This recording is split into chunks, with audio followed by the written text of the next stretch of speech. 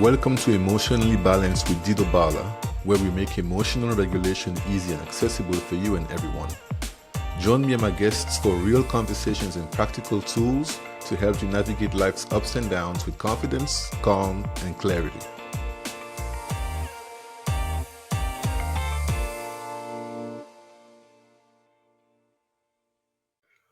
Welcome to Emotionally Balanced with Dido Balla. I'm your host, Dido, and today's guest is Saturnie Antoine. She's such a powerhouse in everything emotional regulation, but more specifically, she's a femininity coach. Femininity coach. And this was a fun one. I was learning along the episode. I'm learning with you and through you. And so we talk about what the meaning of femininity actually is compared to masculinity. Is it a thing that you see, that you feel, that you hear? What does it sound like? And how do you tap into that authentic part of yourself to regulate your emotions? We talk about the importance of relying on other people, but also not losing yourself into escaping by relying on other people. So dive in to learn everything about femininity and emotion regulation. Jump in. Let's go. All right, we're live. Saturnie, thank you so much for coming. I met you through one of my great friends, Renee, and the second she connected me to you, I knew that you were somebody I would want to meet because she would not have brought us together if she didn't know that we had to meet. But after we had our first conversation, it was just obvious that we had to do a part two, and we agreed that the part two could just be one of these podcast episodes. So thanks for coming to the show. Appreciate you. Absolutely. It's a pleasure to be here. Thanks for having me. Okay, let's jump into it. So, in the podcast, the goal is to talk about the fact that being emotionally balanced is something that everybody can attain. And you don't need to have special magical skills to learn how to be emotionally balanced. By virtue of being a human being, you can learn how to understand how your emotions work, what part of your nervous system are triggered when what happens, and what can you do to regulate your emotions. And something that's really important to me in emotional regulation is it's important for me that folks learn how to regulate their emotions with authenticity. You Hmm. should be yourself. That's You right. should not try to regulate your emotions the way that you watch somebody else do it. So I am big on being clear on who you are. What's your identity? So for me, as I think about myself, I'm a man. I'm a black man. I'm a black man from Cameroon before I moved to the States. So all those layers Yeah. make me who I am. So as I think about how I regulate my emotions, I can't ignore all those facts. Man, black man from Cameroon, Mhm. specifically speaking multiple languages, having lived in different countries, and I enjoy sports, but not sports in the way of watching sports. I love to work out, exercise. There are things that make me me that I can't ignore when I think about how do I regulate my emotions. And I'm really happy to have you here because you are a femininity coach. And I mean, this is so, I can't wait to hear your thoughts on all of this because when I first got into the field of emotion regulation, people were surprised to see a man, first of all, and a man that looks like me. I'm 6'2", 225 pounds. And people did not really know what to do with me because to them, someone who looks like me, who they would say is masculine, Mhm. has no business being involved in emotional regulation. Mhm. Obviously, I don't buy into that, which is why I'm here today. But I'm going to stop here and pass it on to you.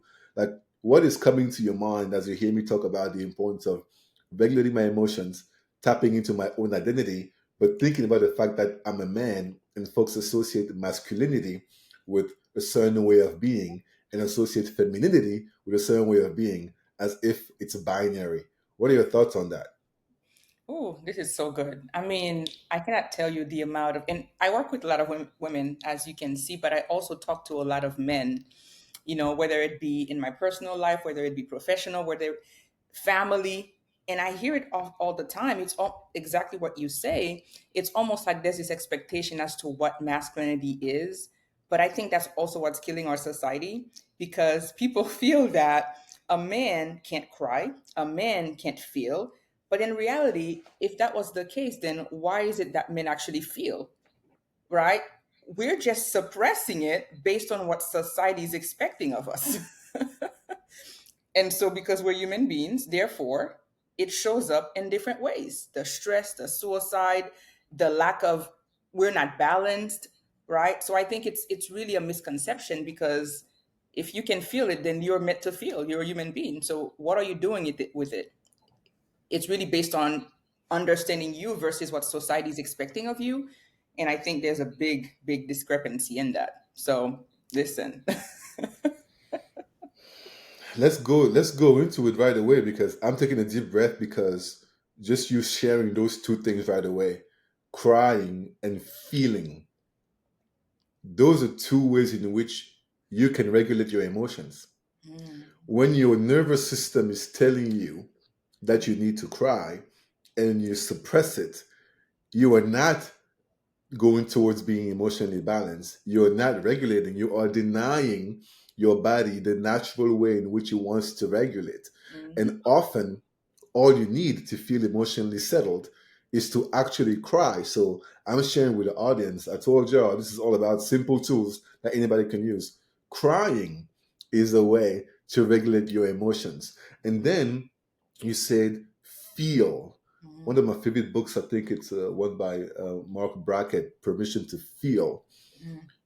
Many people feel as if they don't have the permission to feel. That is And right. from what you're saying, it sounds like many men feel that way as well. So crying and feeling are ways in which you can regulate your emotions, but it seems like society has made it difficult for some people to embrace those things. And as you said, we see the results, because you better believe that the emotions that you aren't regulating aren't just disappearing.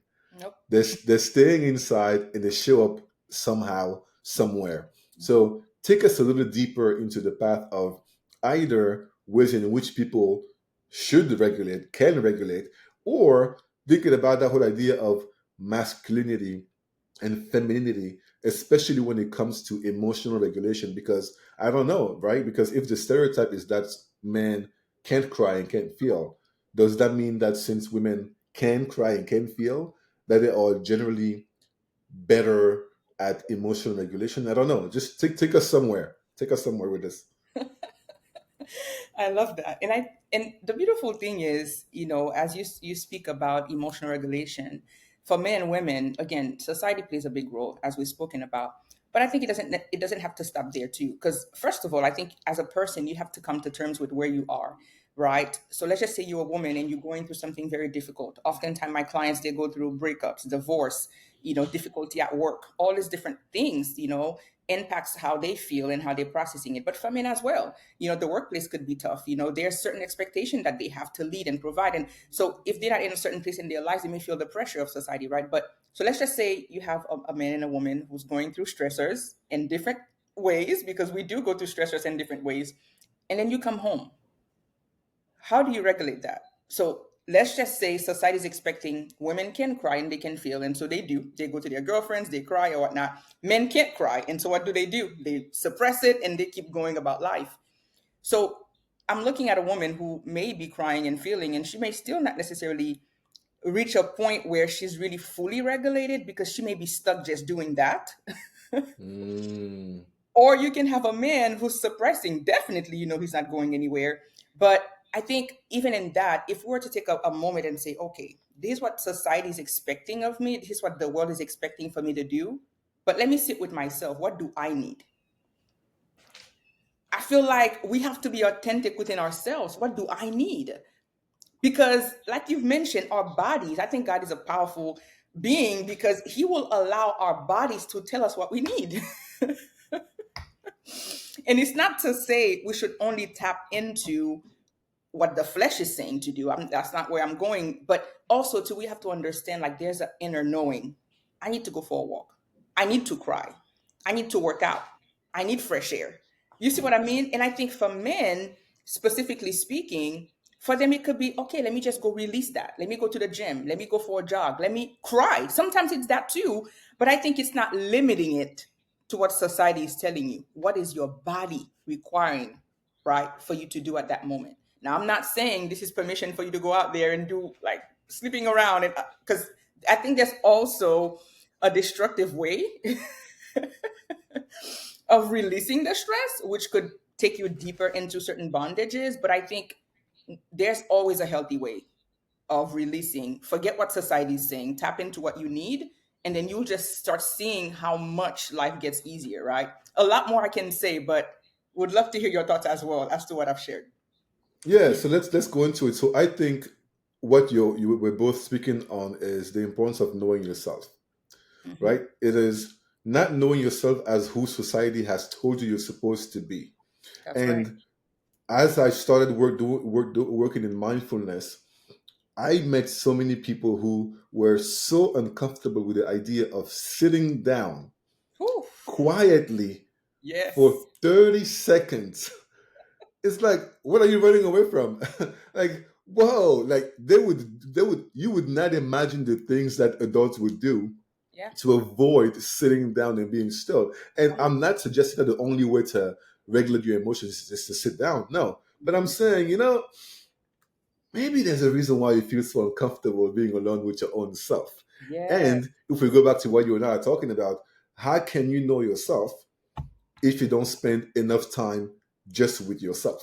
That's right. So, one step towards emotional regulation is get to know yourself better, spend more time with yourself. I know so many people who just feel as if they have to be attached to other human beings all the time. That's right. They cannot accept to see themselves alone, even for a minute, let alone alone an hour or a day. And yet, the only way in which you can know yourself is to spend time with yourself. That's one. And then two, as you start to do that, that's why it's important to practice non-judgment Mhm. towards yourself. Because as you get to know yourself better, you may not be happy and proud of everything you find out. That's right. Um, and that's okay. We Mhm. need to learn how to sit with ourselves, observe what we're noticing about who we are, not judging. There's no good or bad. That's who you are. And once you get to the step of not judging, then you can start to do something about it, such as what you said, which is look, there are ways to release stress and anxiety that are harmful and unhealthy. And Mhm. there are ways that are healthy. So, one way or another you have to release. So, everyone should become very comfortable with what are the typical ways in which you can tell that you are stressed. Mhm. What are the ways in which that stress shows up? Can you observe it with no judgment? And can you determine if the way in which you tend to release it is healthy or not?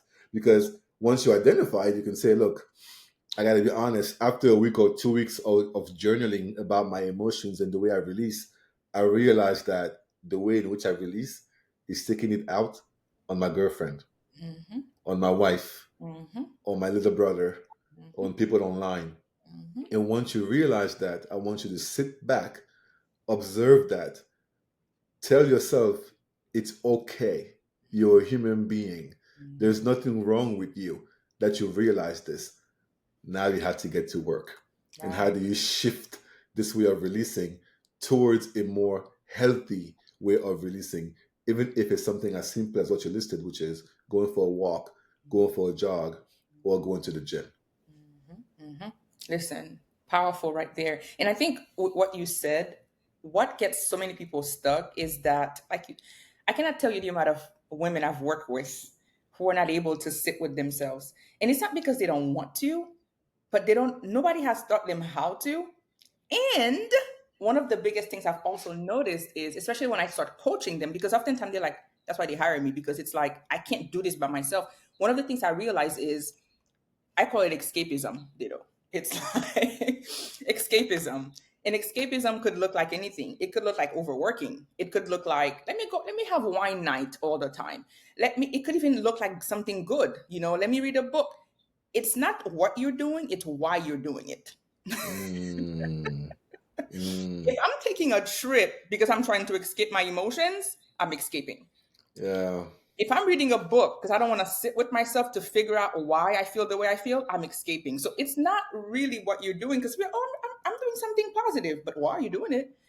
It's like you're not able to sit with the emotions to find. And I'm speaking from experience. Like everything I coach my ladies through, like these are things I've done, so I know it's true. Uh huh. And Mm, I think also too, people are afraid. That's the first piece. It's like, let me escape. But the reason why I realize women escape, or men as well, men escape too, is it's like they're not ready to face. what's inside of that hole, right? And I had a client who expressed it that way. I'm afraid of what's inside that hole. And now she's in a whole better place. Hello, she's done the work. Mm-hmm. But Let's people are go. like, it's like, I don't want to face, I don't want to deal with what happened a year ago. Like, I'm afraid of what's in there, what's going to come out. It's almost like you're in the dark and anything can come out. So because people are afraid of that hole or what's in that quiet space, well, I'm running the other way. Who's gonna stop me? Who's gonna stop me from running away? And I think that's what holds people back. But once you find, like what you were saying, once you reach a point where you can sit with yourself and you realize it's not so bad. Like there's anger, there's resentment, there's uncomfortability. But like you said, what can I do with that? Because once you can sit in it, listen, the success and the results, they're like right around the corner, but people don't Mm-hmm. stop to look, just like you Mm. So let's tell them a few more practical ways in which they can do this, right? So we've talked about how, first of all, just noticing that you are escaping is one step, right? Ask yourself. So if you're listening at home, ask yourself, how do I tend to regulate my emotions? Or in fact, what do I tend to do when I mentioned. can tell I'm stressed or dysregulated? And then make a list of those things. This happens to everyone, okay? So let me be very tactical. Okay. Think about your last week from Monday to Friday. There were some things that happened to you that typically happen to you every single week that trigger you. It may be seeing that coworker's face. You're like, oh, here we go again. It may be that somebody cut you off in traffic. You're like, oh, this person, not today, wrong day. Whatever it is, we all have those predictable things that happen every single week. And when you have a hard day at work, for example, how do you deal with it once you're home? Mhm. Right? Go through every single day. All those things that happen. Somebody cut me off in traffic. I saw my annoying coworker's face. My boss sent me some rude emails. You had a rough day with clients. Once you get home, how do you regulate? Okay. Once you can make a list, I watch sports. I read a book. I get a glass of wine. I go for a walk. I go for a jog. Make a list of all those things. Now, what Saturnie just taught us is once you have that list, now try to separate it in two categories. Am I escaping or am I actually dealing with the situation? And how do you figure that out? Well, is it the same thing you've done for over the past month, 2 months, year, 2 years, and nothing has changed? Mm. That's how you know you've been just escaping. You've been running away from it, not really dealing with it. And once you have made the list and separated, oh, these are the things that I've done that have led to change and success and growth, because success is just growth. Then you can tell you're doing the work. But everything else, that seems to be a way to distract yourself away from the work, Mhm. is escapism. And once you have that distinction, then you can start to do something about it. So I just broke it down that way to make it simple for people. What else could you tell folks in terms of practical things they can do right now to be better at emotional regulation? Mm. Yeah, and I think and thank you for sharing that. I love the way you just summarized it and put it into two categories because that's exactly what it is. And I think what you said is amazing. One thing I guess I can add is it's it goes back to what we were talking about earlier, right? Like just once you sit with yourself, I think it's also giving yourself permission to not, you mentioned this earlier too, to not judge, because I think something else I often find is, let's just say you grew up in a home where your friends, your parents, like they placed a label on you. Oh, you're rude or you're mean or you're, sometimes what starts happening too, as you start sitting with yourself, you'll start noticing those same things that you've heard your entire life from other people. Even if you don't believe it yourself, you start implementing those same things. So it's like, oh wow, I'm rude. So you start the same label that society has placed on you, whether it be from close family, a husband, or you start putting those labels on you too. And I guess something else I can add is also start stripping away what label. Now I'm with myself, I'm sitting with myself, I'm sitting with the funk and with the pain, but also to be cautious not to let the label that society, even the people you love, have placed on you be the same lens in which you are sorting through whatever chaos you're sitting in, right? Because I think that's the other part too. It's sometimes we allow those labels to shape even how we are healing. So let's just say somebody looked at you because you're very introverted, oh, she's stuck up. And now you believe you're stuck up. But in reality, you're the sweetest, and I'm speaking from experience, sweetest loving person. And then now you're also looking at yourself from that lens. But it's like, no, no, no. That's what the world has said, or certain people have said. But who am I truly to the core? And then you start seeing, but that's not who I am. So this is deep level work I'm sharing with you here, and that's why sometimes people may need someone like Dido or someone like myself to take them through that journey, because sometimes it's even hard for you to even identify that you're operating from the lens of what family and friends and loved ones have said. Sometimes it's hard for you to see it until somebody helps you sort through it, but I think that's something else to add to that layer that could also be helpful for you to see yourself with clarity. Love it. That's dope. That's dope. So I wanna dig into this whole idea of femininity. Mm. What is that even? Like I don't know where to take it, because it could go so many different directions. Uh-huh. A couple of things that come to my mind are, femininity, is that synonymous with um, womanhood?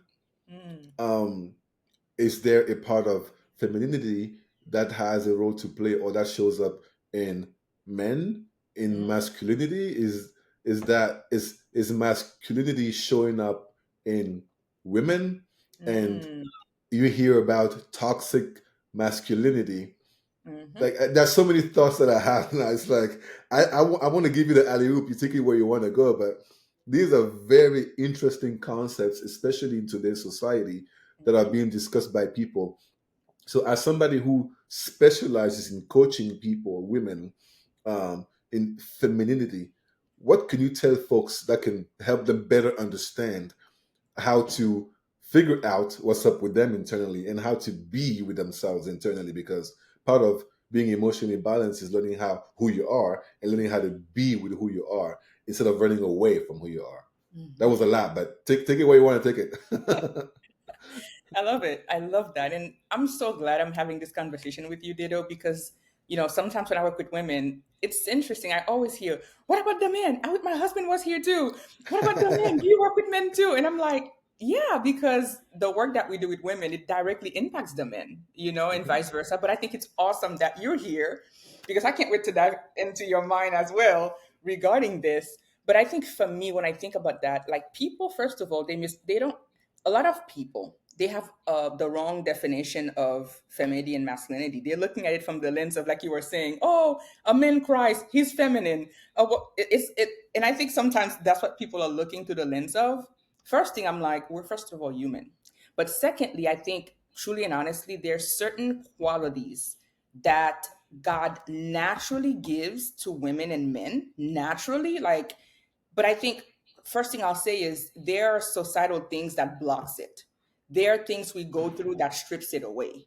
There's things that we've been faced, we've been told, we've experienced that has stripped it away. And that's all it is. So now that society has evolved with all this pain and chaos and, misunderstanding and hurt, and we're seeing how men and women are operating, we're like, well, that's not really who we are. But no, that's who you are. You've just been like, there's a lot of that has shifted from the inside of you, and you don't even, again, you cannot even identify who you are anymore. Mhm. Mhm. And I say this because I see it all the time. When I meet a woman who's like, my marriage is falling apart, I'm in a leadership role and my team doesn't respect me, and I'm like, and when we get to the root of it, it's like, you're showing up with masculine energy, right? Mm. In the moment they go through the process and we're able to overcome those things, and now they're showing up with more feminine energy, which we're going to define what those things are, everything starts falling into place. The marriage is great, their dating experiences are better, they're showing up with their teams and their teams like responding to them. So what that tells me is that you are operating in an energy that was not your own. Mhm. Right. Because the Mhm. moment you go back to the essence of who you are as a woman, everything falls into place. Same for men. So now, first of all, let me define what I mean, because people are like, what is she? I want to be able to. Yeah, because I was going there. I'm like, you gotta let us know, like, Saturnia. I'm sorry, like, you know what you're talking about, but like, what do these things actually mean? Because I'm like, energy. What is all that? Yeah, please break it down for us. So to me, so femininity is not just looks, right? Let's start there. Masculinity is not just looks. That's part of it, right? So, okay, yes, as a woman, I present myself a certain way. As a man, like a man might present himself a certain way. So, yeah, there's a component to that. But I think more so, it's an energy, which I define as the way you show up to the world, right? I don't have to say a word. I don't have to tell a woman that I am feminine. I don't have to tell a man that I'm feminine. My energy will determine that. So what do I mean by that? So and I've shared this with you. If I'm wearing perfume, right? All I have to do is walk into the room and sit down. I don't have to be like, hey, I'm wearing perfume. Like everyone's gonna turn around. Something smells really good here. Like, oh, Mm-hmm. I don't have to open my mouth. Mm-hmm. So that's how I define energy. It's just like it's the essence of who you are without having to tell the world. And most of the time, when we feel like we have to tell the world, I'm this, I'm that, it's rooting from insecurities, because true confidence is like a perfume. You walk into a room, the world will sense it. So that's how I define feminine energy and masculine energy. It's an essence of who you are. And also, too, something else I can add to that is it's really in the way in terms of like you tapping into the core of who you are, right? So I think for women, there's certain way in which we show up into the world that will draw the masculine, and same with the men, right? So let me explain what I mean by that. And I love to share this analogy. It's like a magnet, right? If I take a magnet and I used to play with magnets a lot when I was a kid, right? I would take a magnet and I would take another magnet, and if I was to take the two positive and the two positive ends of each magnet and I tried to put them next to each other, like it doesn't matter what I do, it's gonna repulse. I flip that magnet, negative and negative, and I'm like, oh, let me push them close to each other. It's going to repulse, right? Exactly. Only and only if and when I take the positive and the negative and I flip them, ditto. All I have to do is just put it here. I don't even have to do anything. They're go- you won't even be able to stop it. As a matter of fact, you have to try hard to push it. And Mm-hmm. that's the essence of masculine and feminine energy. It's like this is why a lot of marriages are failing today. This is why the dating world it's like so murky today. This is why Mm-hmm. when a woman shows up in the work field, she's like, the world tells me masculine energy is what gains respect. So I'm gonna operate as such. And that's why sometimes your team, they're like, I'm not gonna submit to this because they don't feel like it's power. They feel like you're belittling them because there's toxic masculine energy too. And something else I want to also add is we have it all inside of us. A man has feminine energy, a man has masculine energy, a woman has masculine energy, a woman has feminine energy. And it's not like you don't have it, because there are moments where as a woman you're going to need to lead, you're going to need to, but it's the way I see it is more so about balance. Can you balance the masculine with the feminine? You're in a leadership role, okay, maybe you're going to operate with some masculine energy, but how can you also infuse the powerful part of the feminine energy to also bring value to your work? Mm-hmm. Because if the positive end of the magnet can pull in the negative end, you know what that tells me, Dido? There's power in both. Mm. Mm. Yep, yep, yep, yep, yep, yep, There's yep, power yep, in yep, both. yep. I And love so, that. But go ahead, go ahead. I'm just taking it in.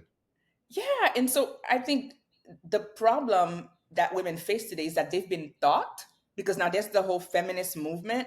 They've been taught that femininity is weakness, when in reality it's the most powerful thing you can possess. Tell them again.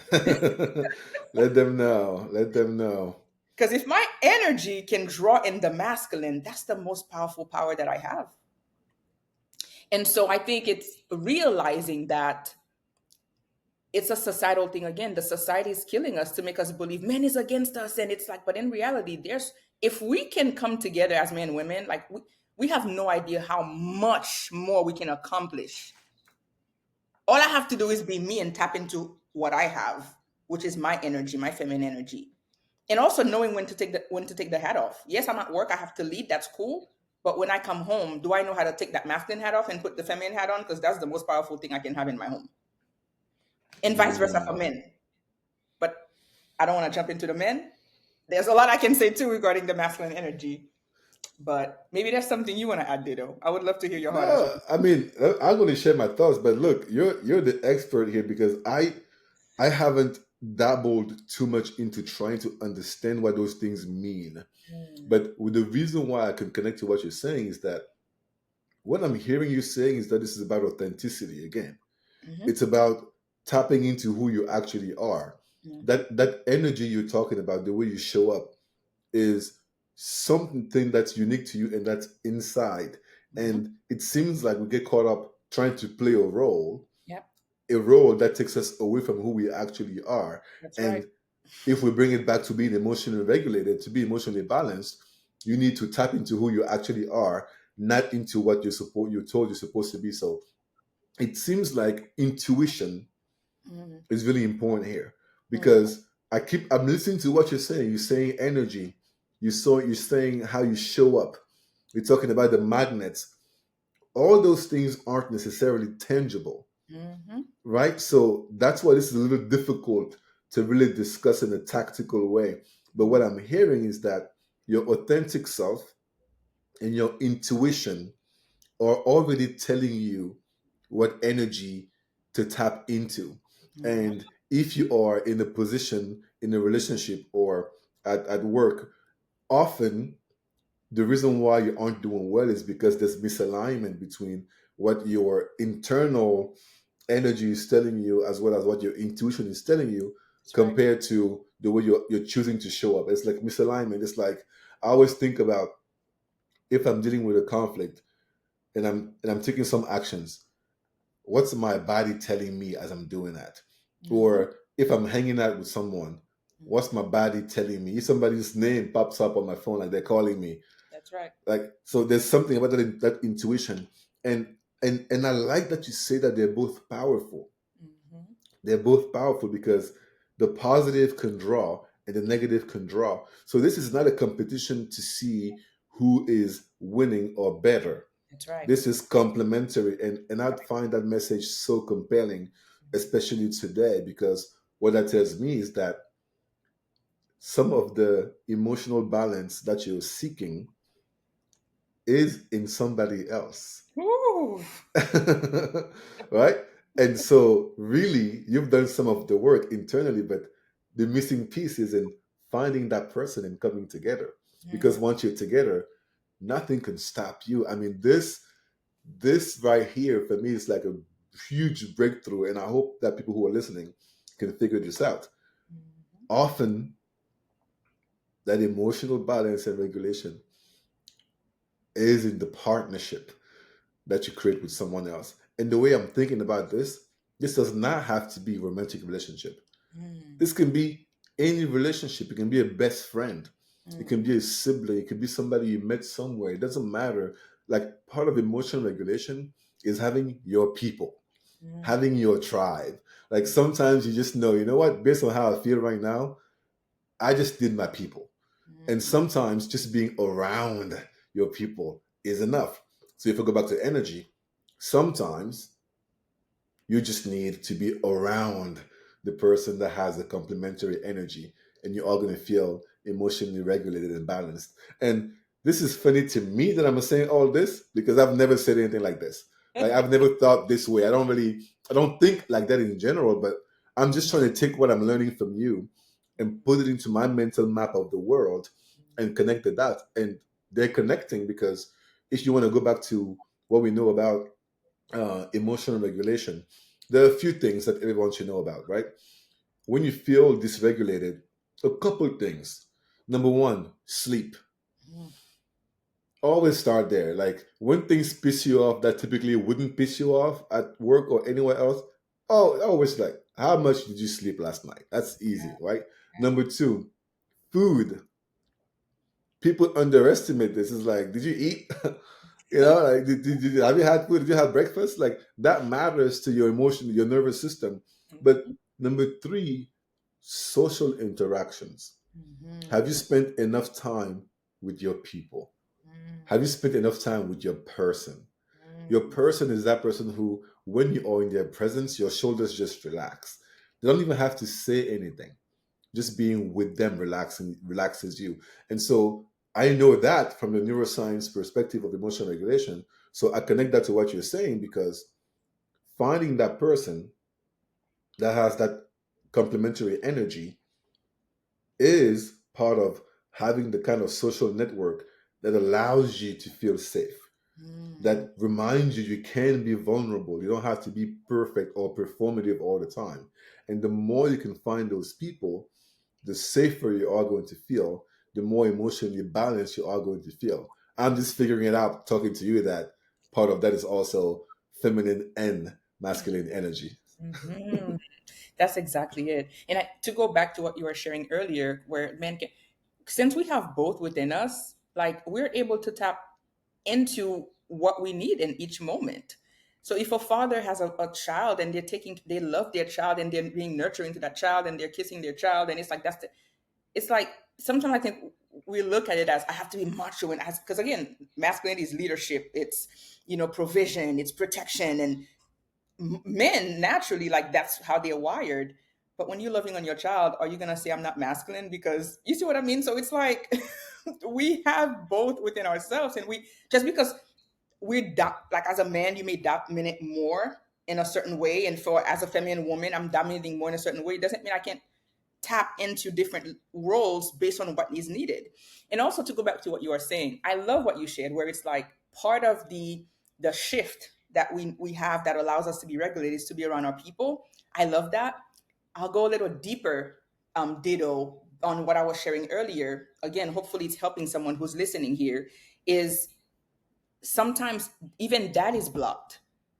It's like, oh, I just want to be around my husband, around my friend, around that family member, around that to help me. But one of the things I often find with our clients is that they never even reach that space where they can just sit and be because they're not yet operating in that. So imagine it's like if I need my complementary person, but I'm not there yet, I'm showing up with masculinity. Like every time I'm around him, every time I'm around her, that's why there's conflict. It's like I cannot even sit with you for me to be regulated because my energy is throwing you off.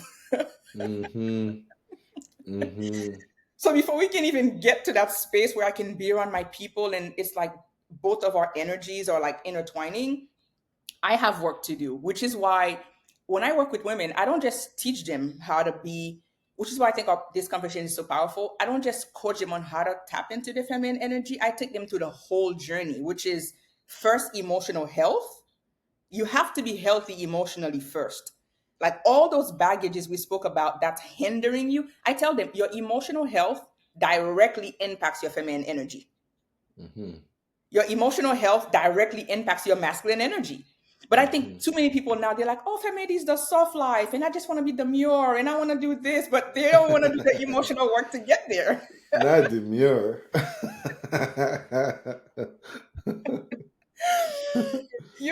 So it Mm-hmm. goes hand in hand. So I'm like, I can't set you up because I usually teach them like there's 6 powerful secrets to a feminine woman. I coach them through it and I give them access to that. But I'm like, before you even tap, like you're not gonna be able to tap into it if you don't take care of your emotional health. Which for me, it's like the healing to the things that hurt you, learning how to be wholesome, and it's not just the YouTube definition of like wholesome because people are tapping into it. But I'm like, when you understand what true healing is and true wholeness is, and you go to that journey, let me tell you, now you're ready to tap into your feminine energy because now you see what I mean. It's almost like if I go to the gym, like we were talking about, like the perfume of a feminine woman, quote unquote, like I walk into a room. But guess what? You know what it is when you don't first go to that emotional journey? It's like you went running for 2 hours, jogging, and then you come home, you have an event, you just spray that perfume on. You're like, I'm gonna mask it.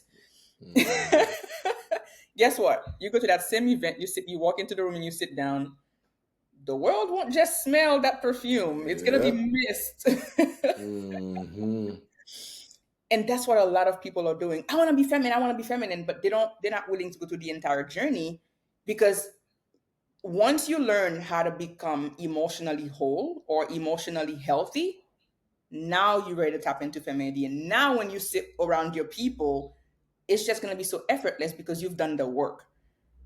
So I think femininity is not just something you can just spray on or slap on. It's a journey that you must go through. And same with masculinity, if that makes sense. So Yes, that's beautiful. I want to wrap up for us by saying a couple of things. First thing is, I just had a very interesting analogy in my mind. I want to So, hear it. okay, let's talk about this. So, So I was, I grew up in the 90s. I was born in 86. So I'm a big Dragon Ball Z fan. And in fact, uh, I'm going to grab my two guys here. I love it.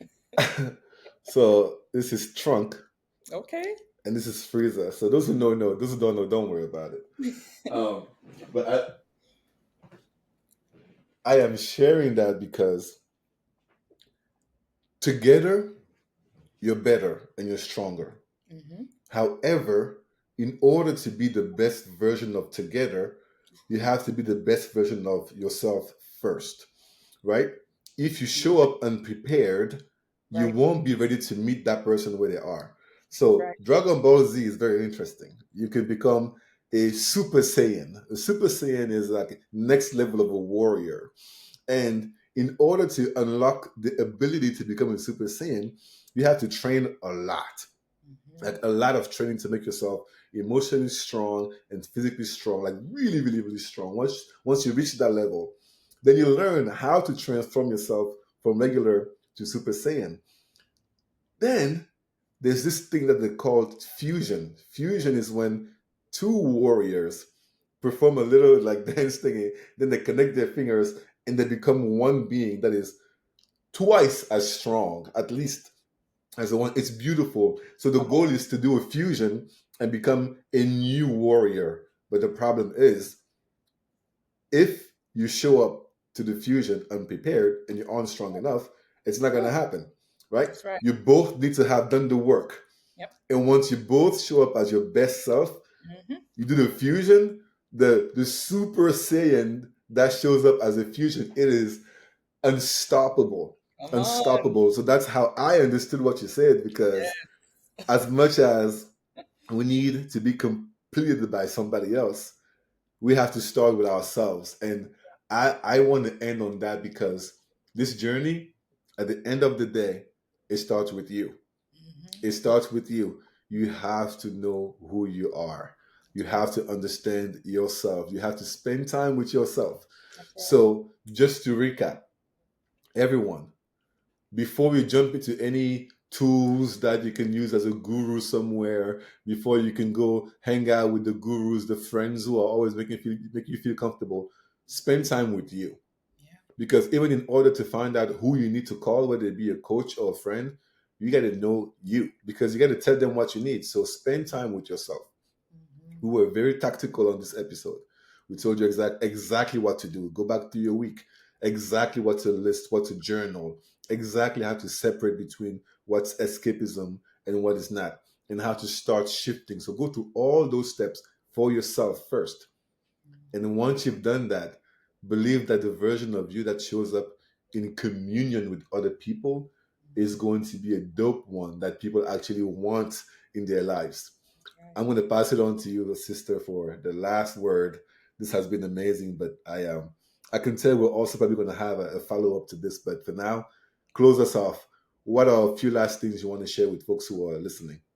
Yeah, and thank you for the great summary. What I'll add to that is give yourself grace. You've been, I'm sure, what you're experiencing now, especially if you know that you have inner chaos. It's been built over years. So give yourself grace on this journey because it's not gonna happen overnight. Yet, as you learn to sit with yourself, like Dido said, and as you learn to process, and if you choose to work with someone, whoever it is that you're led to work with, know that you can get results in a fraction of the time. Sometimes we think, I'm going to be stuck in this place for years, and that is not true. I'm going to be stuck in this place for a long time, but that's not really the reality of it. So, understanding that there's change to come and it will happen once you put in the work, I hope that encourages you to actually do the work instead of running away from it, if that makes sense. So, There you have it, folks. Saturni Antoine, appreciate you. This was amazing, and I can't wait for folks to get to understand your brain and your tools better. Thank you so much. I appreciate you. truly, truly a pleasure. Thank you for having me once again.